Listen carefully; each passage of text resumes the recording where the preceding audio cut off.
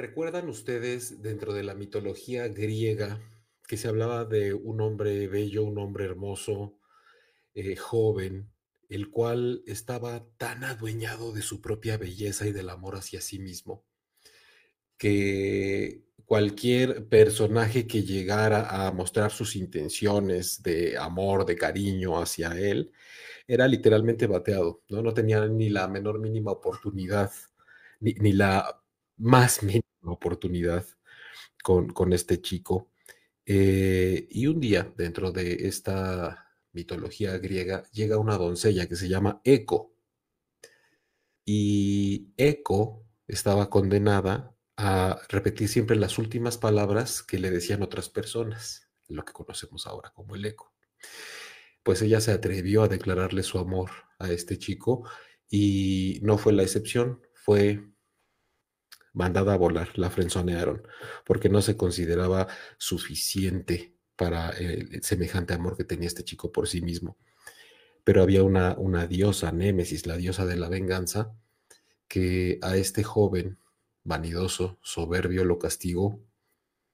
poniéndolo frente a un estanque para ver su reflejo y quedar atrapado en él, solo viéndose a sí mismo, amándose a sí mismo, atrapado en su reflejo, hasta que en este espejismo no le permitió salir de ahí de tal manera que vivió la agonía de confundirse a sí mismo con el reflejo hasta que murió ahogado en ese estanque. Para que un tiempo después de ese estanque, ahí en medio surgiera una flor hermosa,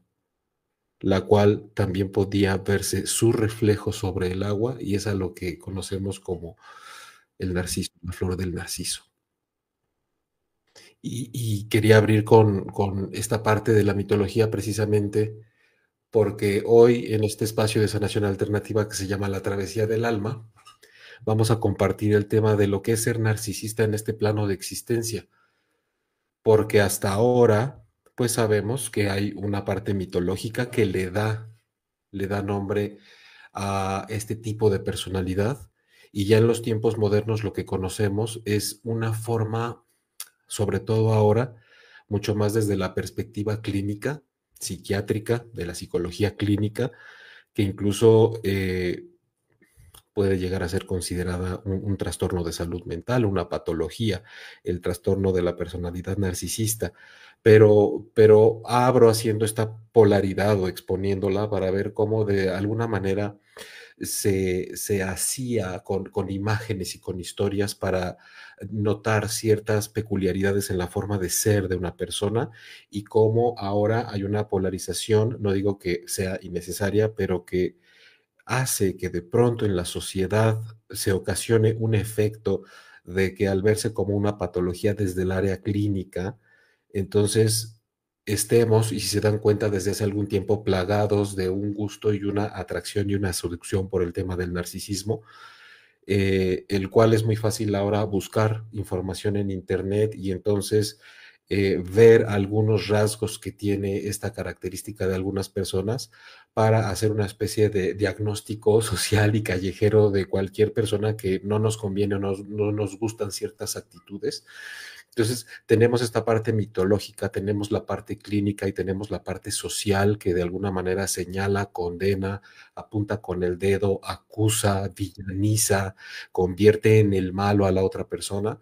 Pero justo hoy aquí en Raccoon Radio, yo, Jaime Lugo, que soy terapeuta transpersonal y que trabajo desde una vertiente de psicoespiritualidad, y por eso el programa se llama La Travesía del Alma,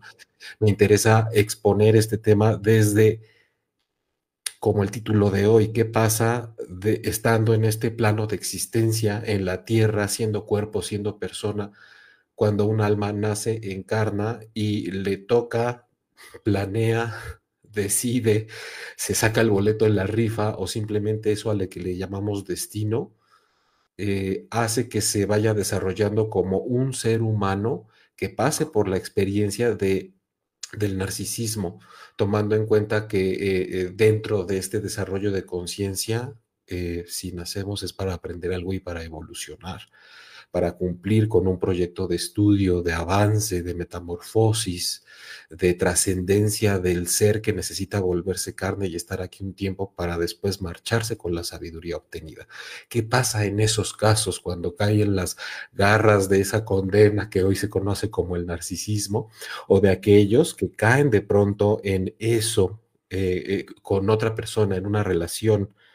Entonces, recuerden que tenemos el chat abierto, recuerden que vamos a estar leyendo algunos comentarios, pero sí me gustaría ir poco a poco avanzando en este tema para también desmitificar algunas cosas y sobre todo,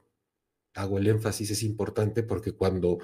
se habla tanto de un tema y afortunadamente hoy día la gente se está dando cuenta de muchas cosas que tienen que ver a veces con esto del narcisismo, muchos años después se vuelve viral y el riesgo es que ahora decimos ya cualquier cosa, ¿no? Alguien que no está de acuerdo conmigo y trata de imponer su punto de vista es que seguramente es narcisista. Alguien que se preocupa primero por su propio bienestar y no se hace cargo de mis emociones, si a mí no me gusta, digo que ha de ser narcisista. Entonces, para no caer en todas estas como diferentes opciones que hay sin por lo menos darnos una idea más profunda, más elevada también al mismo tiempo, es que vamos a dedicar el espacio de hoy a este tema. Y bueno, eh, necesitamos entender una cosa, ¿sí? Si bien aquí vamos a hacer un punto de vista trascendental y del alma, a fin de cuentas somos cuerpos, somos seres humanos y sí hay cosas que pasan con el sistema nervioso y la personalidad de alguien así. No hay prácticamente ninguna conducta de estas que consideramos extrañas o que tienen un nombre clínico, que le ponemos la etiqueta o con la cual solemos juzgar a ciertas personas, por ejemplo, con esto del narcisismo, que no surja, nunca hay nada de eso, prácticamente que no surja de una relación, ¿sí? No es por generación espontánea. Cualquier situación en la conducta, el comportamiento y las emociones profundas de alguien siempre es relacional, siempre se va tejiendo y se va gestando conforme tiene una relación con la vida, con una situación, con las personas, con la sociedad, con su ambiente, con sus padres, con sus cuidadores. Entonces,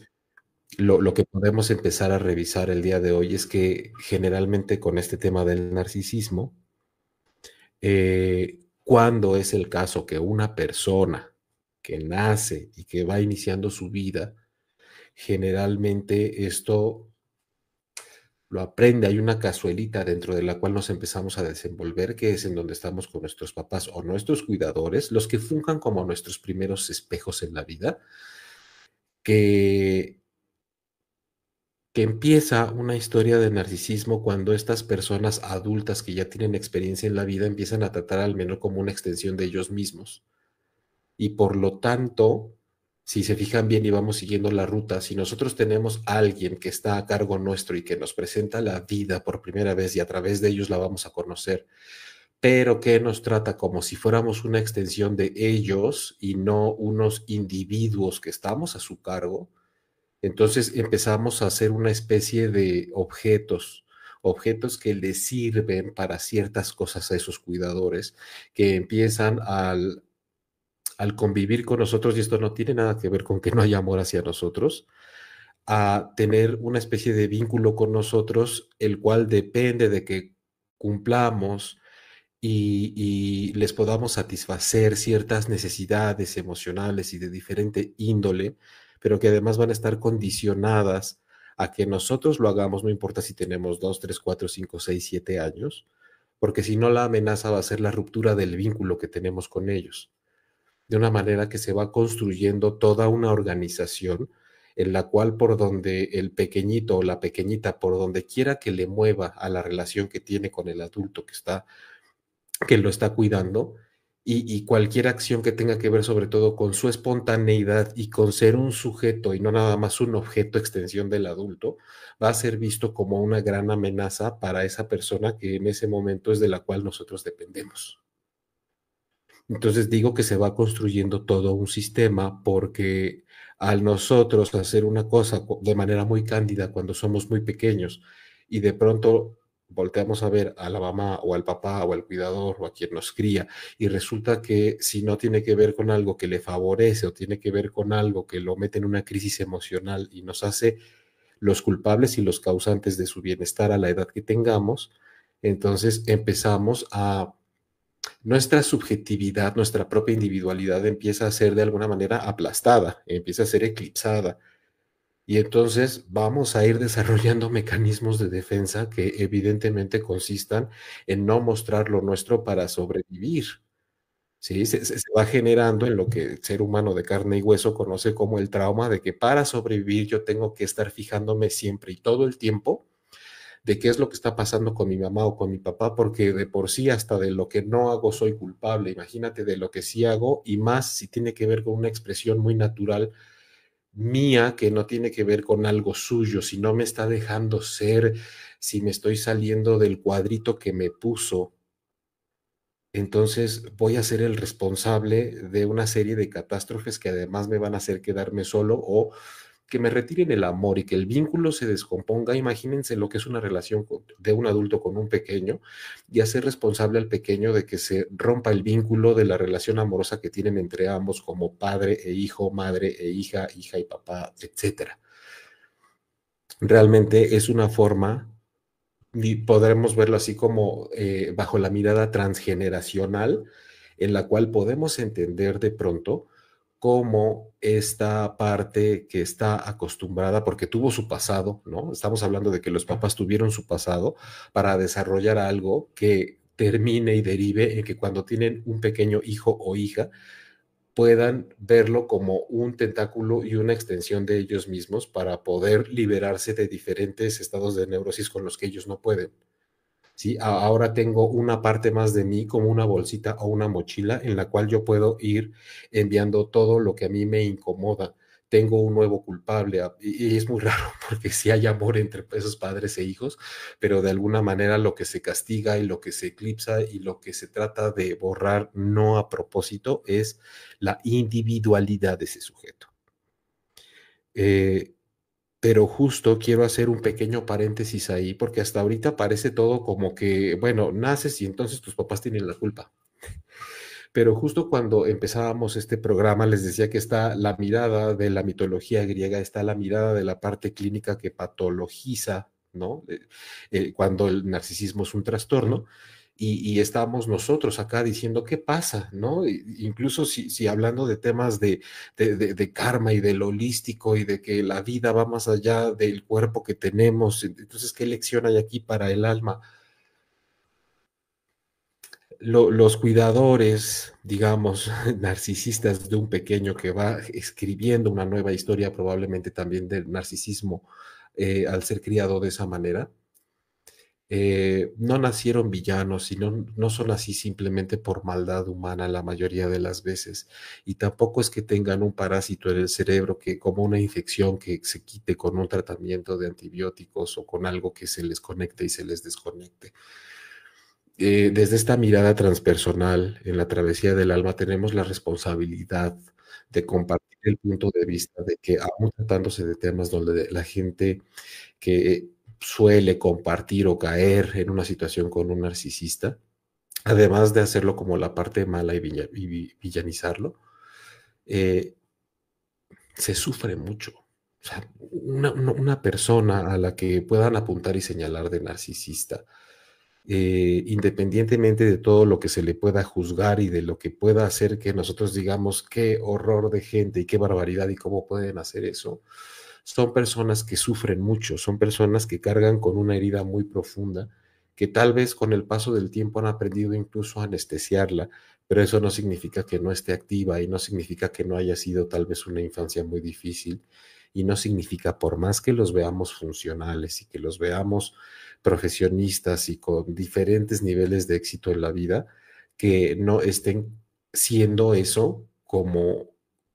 la manera en la que se percibe lo que realmente es un mecanismo de supervivencia muy fuerte a la hora que entran en contacto con relaciones donde sienten emociones, relaciones afectivas, relaciones amorosas, relaciones con su familia, todo eso que se construye como una manera de que podemos ver nosotros como de atacar al otro o de tratarlo mal o de no ver lo suyo o de tratar de imponer siempre su voluntad y ser indiferente ante los sentimientos de los demás Aunque no lo crea mucha gente, resultan ser mecanismos de defensa muy fuertes porque esas personas se consideran constantemente en franca amenaza, en una amenaza muy grande de ser los culpables, como pudo haber sido en su infancia, de ser los culpables, de ser los responsables, de que las cosas salgan mal constantemente dentro de ellos, y algo que tal vez no podemos percibir es que en una situación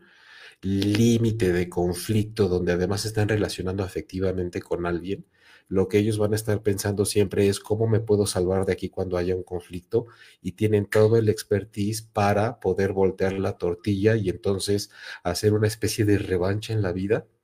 en donde si yo no pude sacar mi verdadera personalidad, vaya, ni siquiera construirla, sacar lo más genuino de mí, lo más auténtico, mi esencia ante la vida, porque tenía que estarme cuidando de mis papás, entonces algunas personas llegan a la conclusión de que con cualquiera de los que se relacionen les va a estar pasando eso, incluso cuando son situaciones que nosotros vemos como que un malentendido, una falta de comunicación con la pareja, asuntos por los que atravesamos cotidianamente, que la inteligencia emocional, que la asertividad, que la espiritualidad y todas estas cosas en las que se necesita balance entre dos personas en una relación, va a representar para ellos un hueco en el estómago, esta subida a la montaña rusa que los ponga en mucho peligro, y sin darse cuenta o de manera inconsciente de por qué lo hacen, van a estar ejecutando estos mecanismos de defensa precisamente cuando estén en estas nuevas relaciones. Eh, Desde luego que no es una regla, no hay ninguna constitución al respecto que nos diga que cuando una persona es criada en un entorno donde el narciso de esta mitología griega se hace presente, vaya a hacerlo con los demás, porque hay quien más bien se va por el camino de ser siempre esa persona pequeña que está cautiva su personalidad bajo la dinámica con un narcisista. ¿Sí se entiende? O sea, puede ser gente que diga, por más que crezco, estoy acostumbrado a que pasen por encima de mí, a que lo que yo digo no vale porque yo tengo que estar siempre al pendiente de lo que los otros quieren. Y hay personas que van a encontrar más bien la manera de salir adelante haciendo lo que a él le hicieron cuando estaba pequeño. O sea, si me traumatizaron, yo me convierto sin darme cuenta en alguien que puede traumatizar a la gente que ama y a la gente que quiere y con la que se va relacionando eventualmente. Entonces, este es un aspecto como muy a nivel de la personalidad, de cómo se puede ir generando de manera transgeneracional el perfil de un narcisista, hablando de que todos tenemos de alguna manera unos rasgos ahí como, ¿no?, medio narcisos a lo largo de nuestra vida, porque pues esta historia del narcisismo tiene que ver con la importancia que cada quien siente que su yo tiene en la vida. Entonces, nadie que esté vivo realmente se escapa de vivir situaciones en las cuales la importancia de su yo se vea en juego cada vez que alguien le descalifica o está compitiendo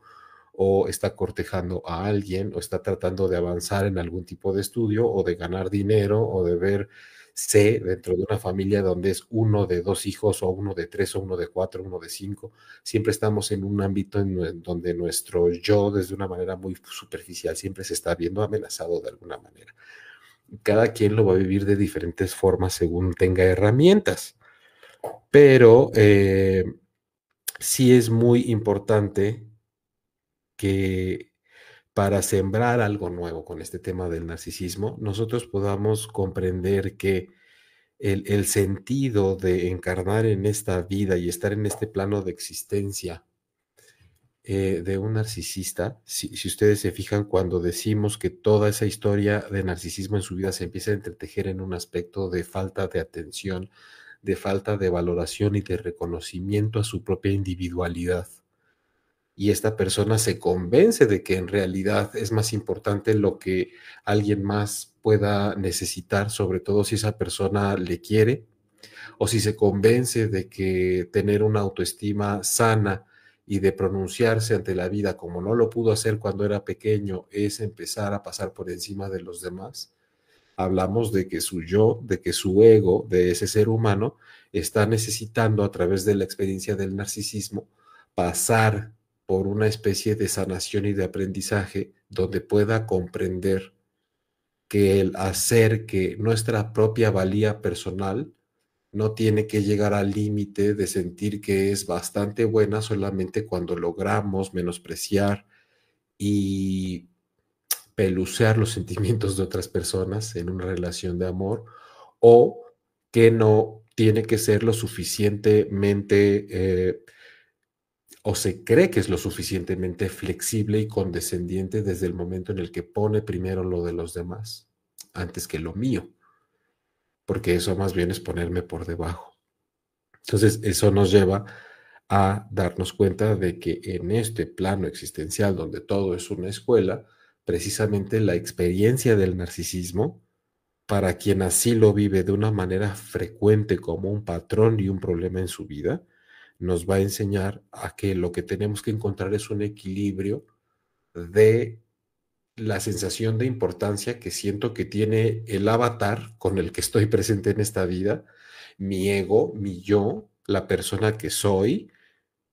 sanar que aunque haya sido a través de la experiencia con los padres, esa herida narcisista que se va formando y esa repetición del patrón que estás teniendo,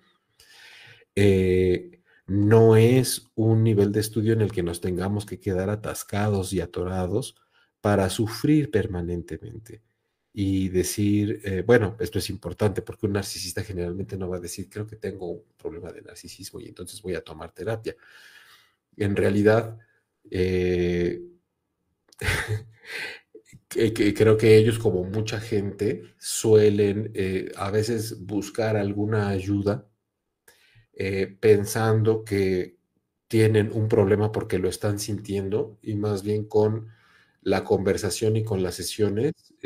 si nosotros somos lo suficientemente atentos y aplicamos nuestra experiencia, nos podemos ir dando cuenta de que tal vez lo que está dentro y debajo de esa personalidad que está tomando una terapia pudiera ser un perfil narcisista, sobre todo por la manera en la que sufre e indagando un poquito en su historia.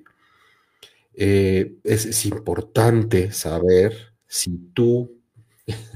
nadie lo vamos a reconocer, pero por eso digo que todos cargamos de alguna manera con un poco con una herida narcisista. Pero, pero la gente pregunta mucho también qué es lo que puede suceder si, si su relación o las relaciones que ha tenido con alguien con estas características eh,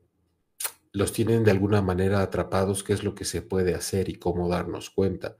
Bueno, en realidad se juntan muchos conceptos. También en redes sociales últimamente se habla mucho del gaslight, de muchos otros términos como esa capacidad siempre de hacer que lo que tú me estás explicando que a ti te duele, yo le doy la vuelta para que tú comprendas que más bien es algo que tú me hiciste a mí, aunque en realidad yo te haya hecho algo a ti. Entonces, dentro de un gran grupo de características que podamos ver en una persona, sí es importante que cuando uno está conviviendo o conoce a alguien así, y esto hay que tenerlo bien en cuenta, que nosotros no vamos a poder ganar esa batalla en la que a veces nos metemos cuando conocemos a una persona narcisista, en primer lugar porque no nos toca hacerlo, en segundo lugar porque no tenemos las técnicas ni las herramientas, en tercer lugar, y me podría seguir hasta el cuarto, quinto, sexto, séptimo, pero en los principales son sobre todo porque tenemos que entender que cuando estamos en una relación con alguien así, por muy estrecha que sea, si es un familiar, si es una pareja, el primer deber que tenemos, porque la vida es individual, es de poder alejarnos y poner la distancia suficiente de por medio para cuidar de nosotros mismos y no empujar más hacia hacer o pretender que nosotros podemos cambiar a la persona que se dé cuenta, porque eso realmente a veces caemos en los primeros intentos que mucha gente hace cuando está compartiendo vida o momento de vida con un narcisista que le lastima, es tratar de hacerlo entrar en razón, pero nada más tenemos que figurarnos si tremenda situación que está viviendo una persona que viene de un momento en el cual sufrió mucho en su vida, que le generó este método de supervivencia del narcisismo, se le va a quitar solo con que nosotros le digamos, ven, necesito hablar contigo para que te des cuenta de cosas que yo he notado y que quiero que cambies. Nunca nadie de pronto puede generar un cambio así en una persona con semejante y tremendo problema solamente porque se lo está solicitando y porque además tenemos que recordar que como método de supervivencia lo que vamos a hacer siempre es tratar de darle la vuelta al problema y que una persona dentro del narcisismo está como Narciso en la mitología griega, confundido con su reflejo y creyendo que tiene frente a él es el mismo, de tal manera que se queda ahí atascado hasta que agoniza, enamorado de su propio reflejo, y sobre todo una cosa que le caracteriza es la gran indiferencia entre los sentimientos de los demás. De hecho, necesita a los demás para poder reafirmarse como lo máximo y como el no culpable o como el siempre culpable o como el mejor o como el peor o cual sea que sea la dinámica que tenga dentro del narcisismo, el otro va a ser siempre indispensable, pero sobre todo para que pueda liberarse de lo que tal vez cuando estaba en la infancia no se había podido liberar. Entonces, tú podrías resultar una pieza clave con un narcisista precisamente para que reafirme su narcisismo y lo va a pelear con uñas y dientes. No va a permitir por nada en el mundo que le quite su método de supervivencia, es supervivencia. Entonces va a ser hasta lo último por encima de ti, aunque te quiera precisamente porque te necesita para llevar a cabo esa parte de su historia. El trabajo de lo que tenemos los terapeutas es precisamente lo que se pone complicado según la preparación que cada quien tenga desde la parte complementaria y alternativa o incluso desde la parte clínica, porque justo una persona con ese tema en su vida del narcisismo, tarde o temprano va a replicar todos los métodos que tiene para salir adelante y pasar por encima del otro, incluso con el terapeuta. Entonces va a despertar los demonios más internos narcisistas del mismo terapeuta, que por ser una persona y un ser humano tiene una historia con el narcisismo también, seguramente muy diferente, más o menos avanzado, porque no es una patología, sino son rasgos. Vaya, el sentido de importancia que cada quien tiene de su yo en esta vida, definitivamente están presentes en todos y todos los tenemos más o menos trascendidos o sanados e incorporados a nuestra vida porque eso vinimos a aprender. Entonces, el convivir con un narcisista socialmente de por sí agarra a mucha gente mal parada y le hace notar qué tan baja anda su autoestima según el trabajo y el tiempo que le cueste salir de esa relación. A otros les da más o menos lo mismo porque algo notan sin tener la información teórica y entonces se ponen a salvo. Pero cuando somos personas que trabajamos con otros en un ámbito terapéutico, si tratan de despertar la entraña de lo que te incomode y tratan de, a veces, en algo que se llama la transferencia, de ponerse en el papel de como si uno fuera la persona a la cual te ceden la autoridad y el poder absoluto de lo que ellos tienen, haciendo una especie de repetición del escenario de su infancia, pero también pueden desarrollar una especie de resistencia en donde si tú tocas ciertas partes de su historia que no quieren y que además los van a catapultar como posibles responsables de lo que les está sucediendo, y si lo entienden de esa manera, entonces van a echar a andar toda la artillería pesada contra el terapeuta, y si el terapeuta se la cree, entonces el narcisismo es el que sale ganando, ni siquiera el consultante ni el terapeuta. Es como un chamuco, como un demonio en un exorcismo que de repente nada más se va pasando de uno a otro. Hay autores, y yo lo hago mucho también, que a veces considero que el proceso terapéutico puede parecerse mucho a lo que es una liberación o un exorcismo, porque de pronto no sabes si te está hablando lo que tiene a la persona poseída, su historia, su trauma desde ahí adentro, mientras está la verdadera persona diciendo, por favor, ayúdame porque sufro mucho haciendo lo que hago en mi vida. Pero si tocas ciertas fibras, parece que te habla la parte herida de la persona y entonces trata de detonar cosas en la relación terapéutica en donde uno tiene que estar apto, dispuesto, preparado y sobre todo bien trabajado consigo mismo para que se dé cuenta que eso más que una batalla entre tu yo y el del consultante, se trata de que puedas ver que probablemente esa persona, por ser víctima del narcisismo, contigo que eres su terapeuta, va a tener por primera vez la oportunidad en su vida de poder sacar su espontaneidad, así sea insultándote o así sea retándote, desafiándote o menospreciándote, y tienes que tener el ego y la piel y el alma lo suficientemente gruesos y listos para saber, esta persona por primera vez está hablando y desencajándose y sacando lo que siente su entraña emocional, aunque me lo esté diciendo a mí en la terapia para defenderse porque crea que la estoy atacando. Porque si yo me ataco solo y me pico con lo que la persona me esté diciendo, no le voy a ayudar.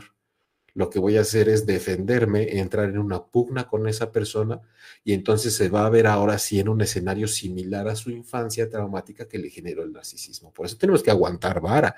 Trabajar con otros no es nada sencillo y por eso yo desde mi perspectiva siempre creo que hacerlo no, porque no es mi trabajo, no ver la parte clínica,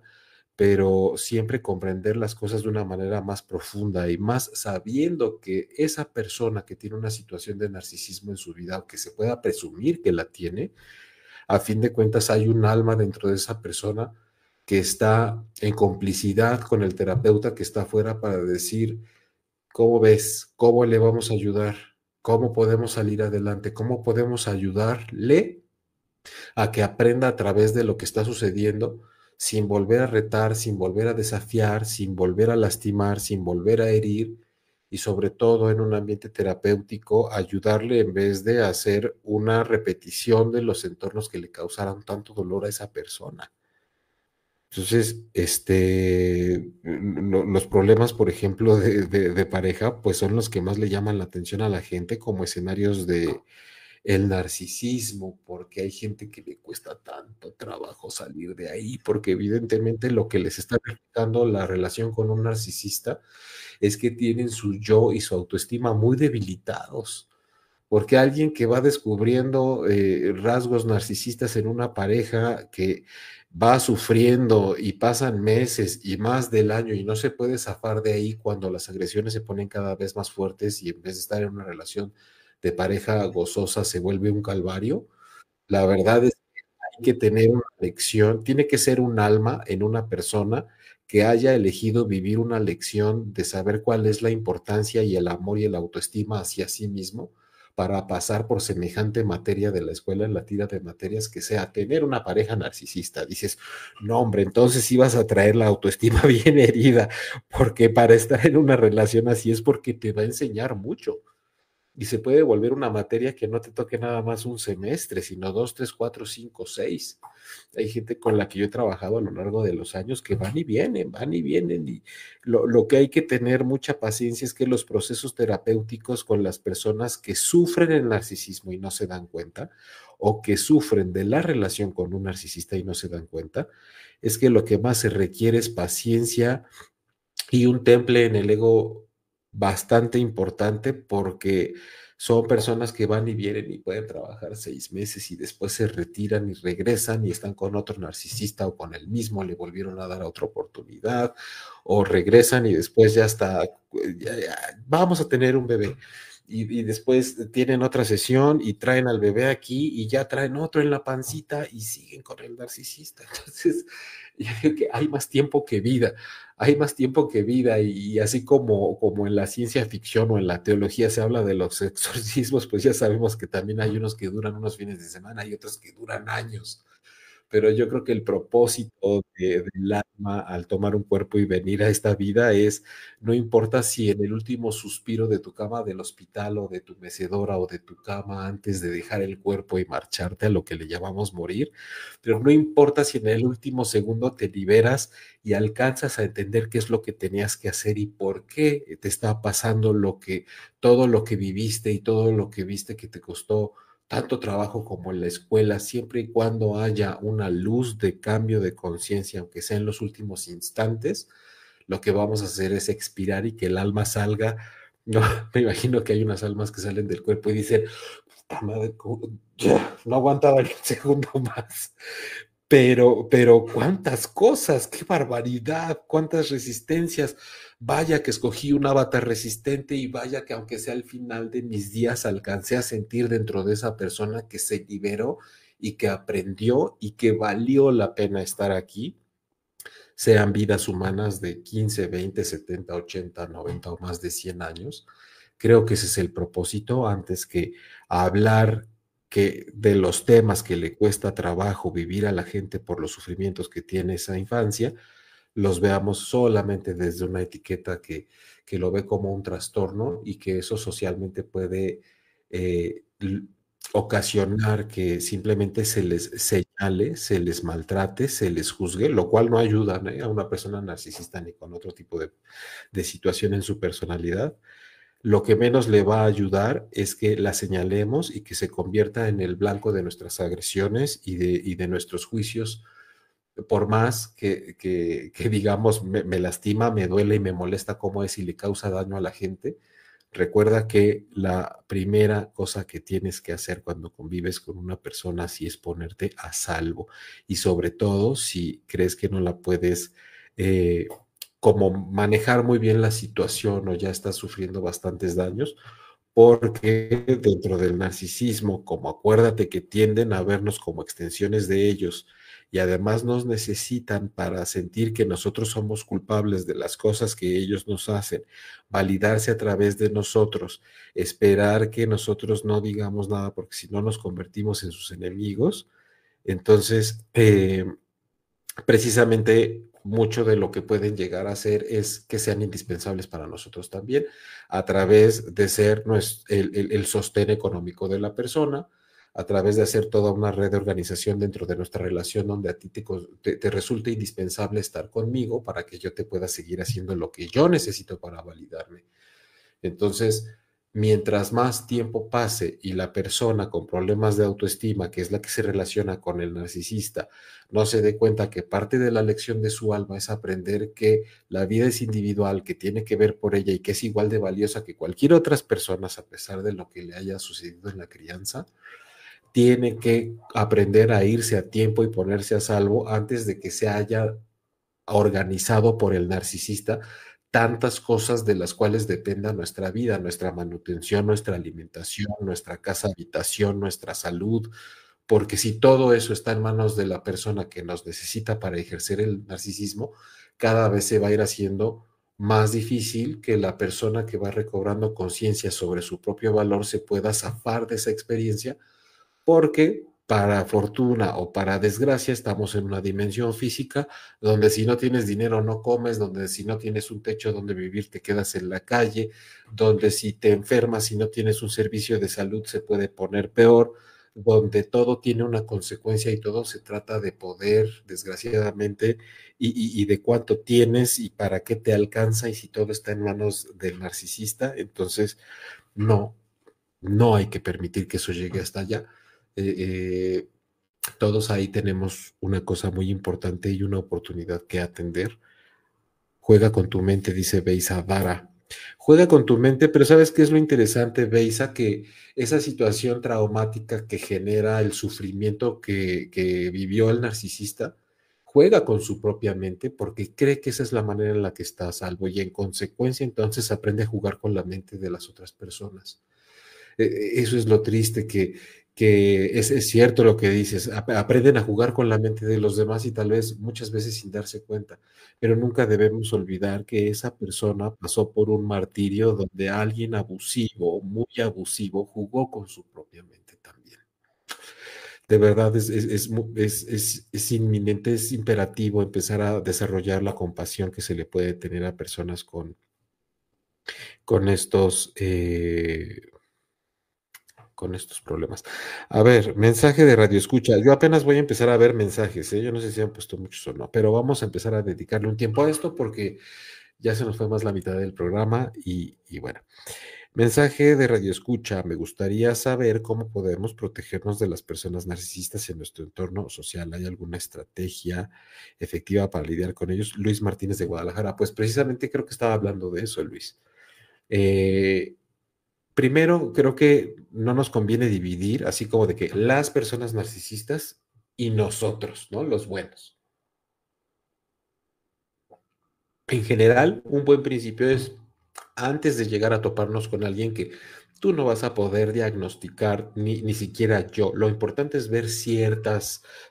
actitudes y ciertos hábitos de convivencia. Yo te diría que muy básicamente, si cada vez que tú convives socialmente con alguien o en una relación con alguien, en donde notas que siempre hay una excesiva incomodidad, porque cuando uno dice, oye, aquí no había pasado nada hasta que esta persona vino y reclamó que justo a ella no la voltearon a ver, que justo a ella no le tocó esto, que si eso es repetitivo, el reclamo solamente por lo propio, y que cuando alguien está hablando de sus propias emociones, de sus problemas y de sus dolores, el típico uno más, sí, pero no, no, al contrario, a mí me dolió, que a ti te doliera, a mí me dolió más porque yo no soporto verte llorar a ti, porque hay gente que así lo hace. Puede estar alguien llorando la pérdida de un ser querido y siempre llega el que dice, pero yo voy a llorar porque yo no soporto esta situación del hecho de que tú hayas perdido un ser querido, y entonces yo ya me acordé de esto y hace la historia suya. Ahí hay que irse un poco con ciertas reservas, ¿no? Ya sea en situaciones laborales, en situaciones sociales, nada más hay que afinar esa intuición para saber, creo que esta es una persona que ya me di cuenta que todo el tiempo hace que todo se trate de ella, absolutamente todo. Eh, pero absolutamente todo, hasta en los detalles más mínimos. ¿Qué hay que tener? Mesura, no entrar en controversia, no acusarle, no juzgarle, no confrontarla, eh, pero tratar de ver cómo eso le afecta a tu propio yo para decir, esta persona quiere que todo se trate de ella siempre, pero en realidad es que se trata de mí, ¿no? Porque entonces ya vamos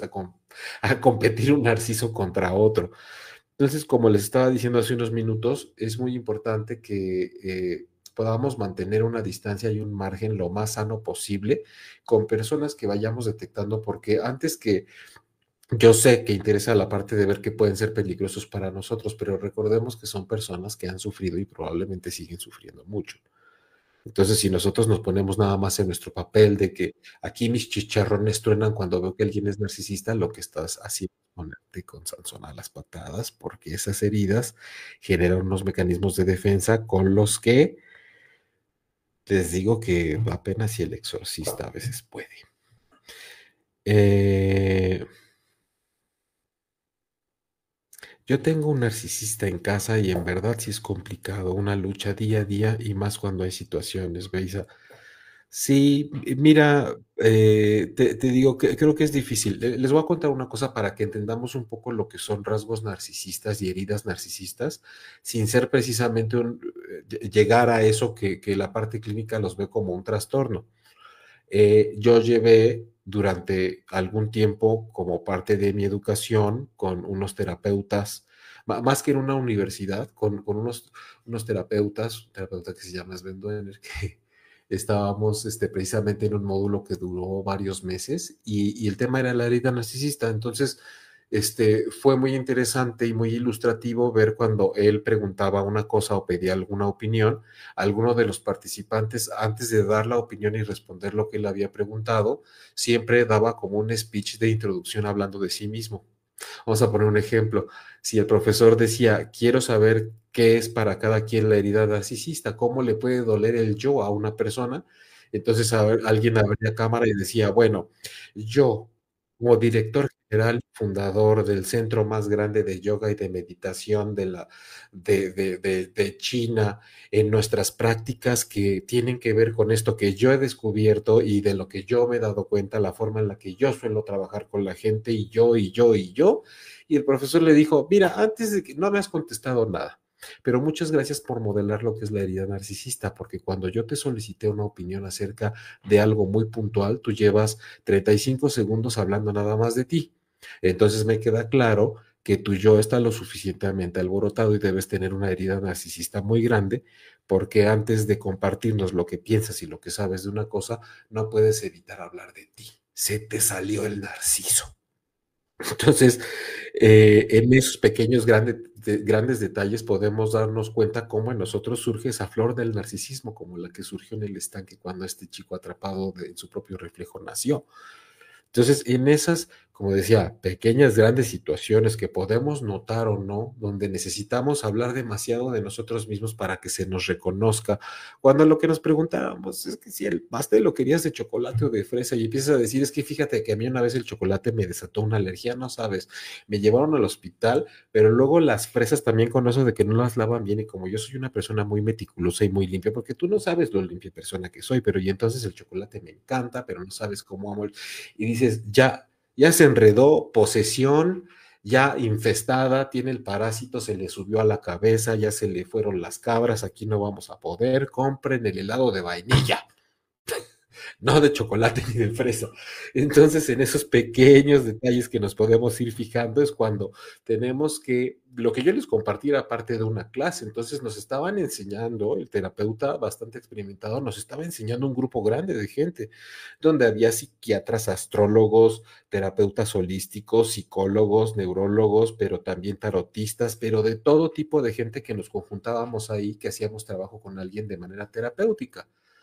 Entonces, dentro de ese entorno, imagínate cuánto ejemplo de herida narcisista salió porque la gente siempre iba a desplegar lo que ellos sabían. No les gustaba hablar de lo que no sabían, les gustaba hablar de lo que sabían. Entonces el maestro tenía que estar recordando constantemente que aquí se viene a aprender y para aprender tenemos que hablar de lo que no sabemos hacer, no de las medallitas y los diplomitas y los cuadros y cuántas veces estuvimos en el cuadro de honor en la escuela, que es igual la escuela de la vida. No nos gusta ver lo que no sabemos hacer porque, no sé, nos duele el ego, nos duele el narciso, pero pues si venimos a aprender es a base de lo que nos damos cuenta que no sabemos hacer muy bien. Eh, Me pregunto si el narcisismo puede ser una respuesta a la falta de amor y aceptación en la infancia. ¿Qué papel juega la crianza en el desarrollo de patrones narcisistas? Sofía Hernández, pues justo toda la parte primera del programa fue lo que estuve desarrollando. Ahorita que termine te lo avientas otra vez, pero preliminarmente te puedo decir tanto así como la falta de amor y aceptación, es como ver la punta del iceberg, ¿no? Porque hay mucha gente que tal vez no tiene el amor y aceptación, que consideraba ideales en su infancia, y no precisamente van a dar lugar a esta especie de rasgos narcisistas. Más que amor y falta de aceptación, fíjate cómo el asunto se vuelve a que los que te crían te consideran una extensión de ellos mismos, de manera que te conviertes en un objeto y en un receptáculo de todas sus frustraciones y sus deseos reprimidos, y de cómo en ti pueden encontrar algo, todo menos que tú seas quien quieras ser. Y ante la menor muestra que tengas de espontaneidad, de ser un alma propia y una persona única, vas a ser amenazado inmediatamente con desbaratar el vínculo amoroso que tienes con ellos y tu supervivencia misma como menor que eres. Entonces, más que falta de amor y aceptación es la manera en la cual te cierran en un frasco y castigan tu propia autenticidad, tu propia individualidad, y quedas totalmente como rehén de sus propias necesidades y sus caprichos, porque solamente así, si cedes todo eso, es que vas a poder conservar más o menos un poco de su atención y de su amor. Eh, Algo que quiero compartir ya rumbo al cierre del programa. Eh, Creo que la misión cuando hablamos de la sanación emocional con los temas del narcisismo es precisamente, y para eso regreso a la mitología griega, eh, lograr en el camino de sanación que precisamente la persona que está atrapada en un asunto narcisista y no se da cuenta, pero uno ya se dio cuenta y estamos en un trabajo terapéutico, es ayudarle a que a diferencia del chico de la mitología griega, esa persona no se quede atrapada en su reflejo, que precisamente se pueda dar cuenta de que lo que está viendo en el agua del estanque,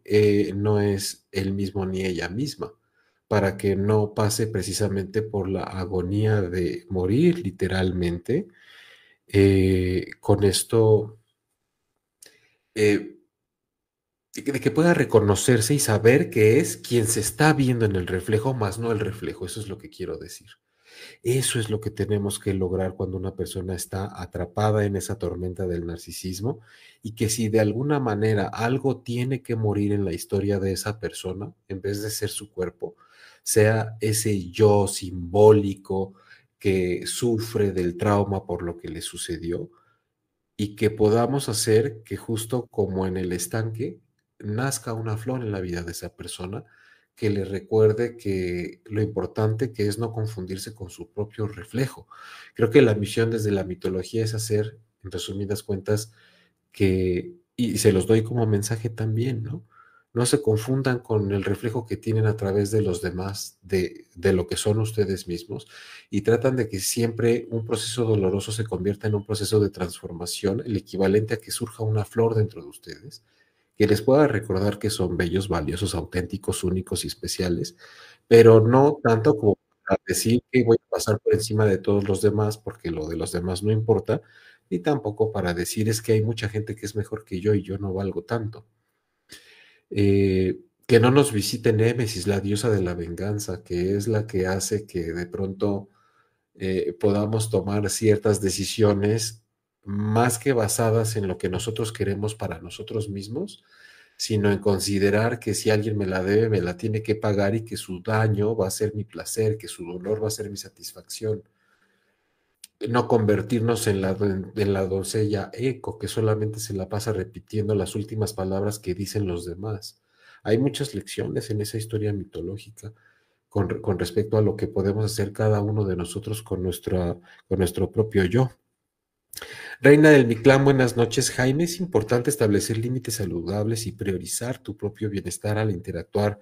con alguien con tendencias narcisistas. Imagínate, Reina, que te dijera yo, no. Por supuesto que sí, en la pregunta está la respuesta y me da gusto que la hagas así porque hay gente que sí, muchas veces necesitamos escuchar las cosas de una manera mucho más sencilla. Lo voy a leer como si no fuera pregunta, Reinita. Es importante establecer límites saludables y priorizar tu propio bienestar al interactuar con alguien con tendencias narcisistas. Le quité el signo de interrogación y con eso la pregunta de Reinita más bien la convertimos en una invitación a tomar en cuenta. Ellos disfrutan tu dolor, dicen, bueno, infinidad de cosas que podemos seguir diciendo, son felices haciéndote enojar. Bueno, Beisa, imagínate, ahorita tú que decías la cercanía que tienes con una persona en esa circunstancia,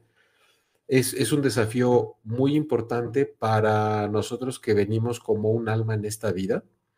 a lidiar o aprender o a enfrentarnos con una persona a la que le llamamos narcisista porque pone a prueba nuestro temple. Hace todo lo posible y además sabe cómo hacerme enojar, sabe cómo hacerme sentir mal, sabe de dónde me tiene agarrada, sabe de dónde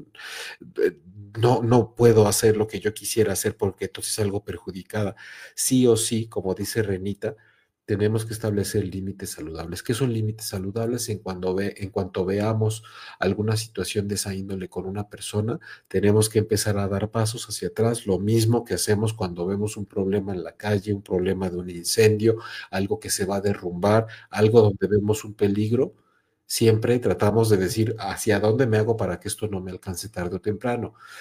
Cabe decir con este ejemplo que hay gente que ve trifulca, ve pedo y ve problema y en vez de alejarse se acerca. Entonces, eso es lo que creo que nos hace a veces ser demasiado temerarios y hasta que no nos acercamos suficiente al fuego y nos quemamos es cuando no nos damos cuenta que tenemos que hacer un cambio en la manera en cómo nos aproximamos a los posibles peligros en esta vida. Chicos, pues ha llegado la hora. A mí la verdad es que se me va. Voy a leer un último mensaje porque veo que viene de Bogotá. Y estaba aquí, me apareció de repente. Me pregunto si el narcisismo puede ser una. Ah, no, ya pasó. De Bogotá, Sofía. Es que no, lo que no había leído es que eres de Bogotá. Saludos. Este, en fin, lo más triste es saber la realidad, en qué posición estar y seguir aquí. Beisa Dara. Pues deseo de todo corazón que puedas establecer los límites. Hay que ser de alguna manera temerarios también cuando vamos a empezar a establecer límites con un narcisista, ¿eh? Si no nos la jugamos, pero no a poner... El objetivo que tenemos que entender es que no se trata de ponerlo en su lugar ni darle su merecido. O sea, tenemos que salirnos de la alberca si nos estamos ahogando, no averiguar qué está pasando con la alberca, cuánta profundidad tiene, por qué me estaré yo ahogando, por qué la hicieron tan profunda, cómo le quito el tapón para que yo me deje de ahogar y se vaya. No, salte de ahí, ¿no? En la medida de lo posible tenemos que ir dando primeros pasos para que podamos dar acto de fe de que sabemos que lo primero a lo que venimos a esta vida es aprender y evolucionar nosotros, no a sacar a los otros del error. Y mucha gente nos ve a los terapeutas como que nosotros somos los que sacamos a la gente del error, pero nosotros, los terapeutas, generalmente solemos, digo, generalmente, ¿no? La verdad es que no, no todos. Voy a hablar por mí. Uno suele tener una historia muy oscura, haber lidiado con muchos demonios, haber lidiado con muchas cosas y prácticamente no haber muerto en el intento del camino de vida para de pronto que se abriera una vertiente que nos permita trabajar con la gente, con lo que la gente cree que no puede de su propia vida, con sus propios demonios, porque uno dice, este demonio ya lo vi, a mí casi yo no la libero, ¿no? Cuando tenía 20, 30 años y aquí está otra vez, pero dentro de una señora que tiene este problema. Entonces, no somos gente que cambia gente, sino gente que ayuda a gente a salir adelante y que comprenda desde la travesía del alma que mientras más estemos conscientes de que hemos venido a hacer una transformación constante y a tomar todo lo que la vida nos pone como temario de estudio. Bueno, pues chicos, ahora sí, ha llegado la hora de irnos. El tiempo se va muy pronto. De pronto, cuando estoy pensando en el tema, eh, parece que puede quedar mucha información ahí pendiente por decir, y así es. Sin embargo, se hace lo que se puede dentro del espacio. Entonces, les agradezco mucho que hayan estado aquí, aunque aquí el producer me manda este último mensaje. Me ha parecido muy interesante el tema del narcisismo, cómo podemos disfrutar, distinguir entre un narcisista y alguien que simplemente tiene una alta autoestima. Me gustaría saber más sobre esto. Ana García, Ciudad de México. Gracias por la pregunta. Para despedirnos el día de hoy, fíjate, una persona que tiene una alta autoestima, a mí yo preferiría decir una autoestima sana, un concepto elocuente y sano de su amor propio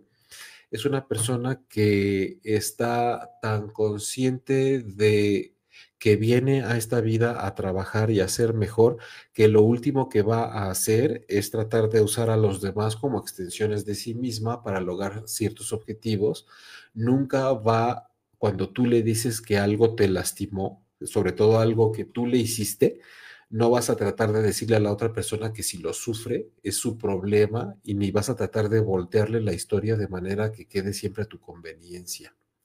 Una persona con alta autoestima generalmente no necesita estarse metiendo con los demás. Generalmente no cae en las trampas de la provocación de nadie porque sabe quién es y sabe lo que es y sabe que viene a aprender y sabe que tiene errores y virtudes también. Una persona con una sana autoestima difícilmente se va a estar metiendo con los demás para ver cómo puede hacerlos menos a través de las cosas que les duelen. Una persona con una buena autoestima generalmente si a veces habla de los demás o se mete con sus vidas personales, lo va a hacer en privado y lo va a hacer con mucho cuidado tratando de no lastimar a la gente porque sabemos que aquí todos somos una bola de criticones que siempre hablamos de los demás, no podemos estar sin eso, eso no lo podemos quitar. Pero si lo hace, lo va a hacer para pasar un momento en su privacidad y nunca con la intención de lastimar a otros. Y sobre todo, va a encontrar en la mirada de una persona que sufre una oportunidad para desear que sane su camino y para saber quitarse si esa persona le está causando algún dolor. Y una persona del narcisismo, evidentemente, lo que va a tratar de hacer es de que tu bienestar dependa de ella para que cualquier situación te la mueva, te la quite, te la voltee, te la haga ver como que es tuya y no suya. Entonces van a ser relaciones tormentosas. Entonces, una persona con una autoestima sana está bien y sabe la diferencia, como en la mitología griega, que yo soy quien está aquí y lo que estoy viendo en el estanque, en el agua, es mi reflejo. Sé distinguir entre una cosa y otra. No me confundo entre cuál soy yo y me amo tanto que me abrazo y los demás no me importan. Gracias, Ina Sánchez. Exacto, sí, sean mis jovencitos, su autoestima es muy buena, gracias a Dios. Chicos, pues ha sido un verdadero placer compartir este tema con ustedes. Yo soy Jaime Lugo, soy terapeuta transpersonal, trabajo con la Travesía del Alma, mi sitio web es jaimelugo.com.